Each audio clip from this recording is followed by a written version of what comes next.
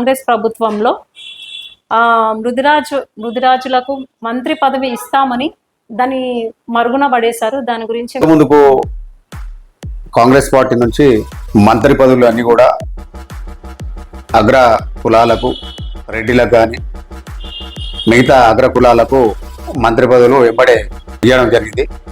అలాగే తెలంగాణ రాష్ట్రంలో ముదిరాజుల సంఖ్య చాలా ఎక్కువగా ఉంది. దాదాపు ముదిరాజులందరూ కూడా తెలంగాణ రాష్ట్రంలో ఒక 50 లక్షల మంది ముదిరాజులు ఉన్నారు.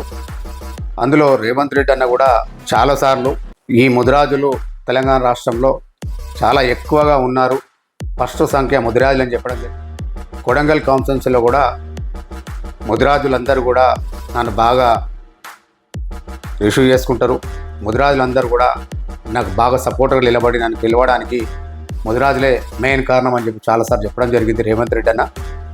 అది దృష్టిలో పెట్టుకొని ముదిరాజులు మొన్న బీసీ కులంగణన గురించి కూడా సర్వేలో కూడా దాదాపు 26 లక్షల మంది ఓటర్లు ముదిరాజులో ఉన్నారని చెప్పారు. అది దృష్టిలో పెట్టుకొని అన్న ఇమీడియట్లీ ఇప్పుడు వాకిటి శ్రీహరికి మక్తాల్ నియోజకవర్గం సంబంధించి ఒకే ఎమ్మెల్యే కాంగ్రెస్ పార్టీలో ఉన్నాడు కాబట్టి ఆయనకు అది తొందరగా మినిస్టర్ ఇస్తే 100% ఇప్పుడు వచ్చే ఎలక్షన్లో కూడా ముదిరాజులందరూ కూడా ఈ కాంగ్రెస్ పార్టీ వెన్నంటూ ఉండి ఇంతకుముందు ఎమ్మెల్యే ఎలక్షన్స్ అప్పుడు కాంగ్రెస్ పార్టీకి ఎలాగైతే సపోర్ట్ చేశారో ముదిరాజులందరూ, అలాగే ఈసారి కూడా ఈ సర్పంచ్ ఎలక్షన్లు కానీ అలాగే కార్పొరేషన్ ఎలక్షన్స్ కానీ ప్రతి ఊర్లో గుడి లేని ఊరుండదు, ముదిరాజు లేని ఊరుండదు. కాబట్టి ఖచ్చితంగా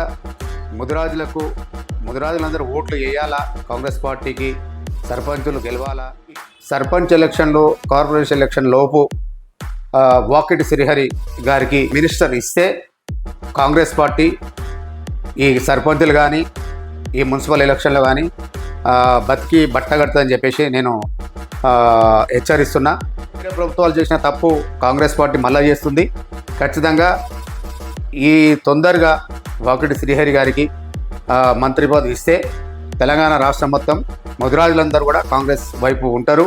కాంగ్రెస్కు ఓట్లు వేసేసి కాంగ్రెస్ పార్టీని గెలిపించడానికి 100% ప్రయత్నం చేస్తారు. దాంతోపాటు లాలాపేట లల్లు ముదిరాజు కూడా తెలంగాణ రాష్ట్ర వ్యాప్తంగా ఖచ్చితంగా ముదిరాజులందరికీ పిలుపునిస్తాడు.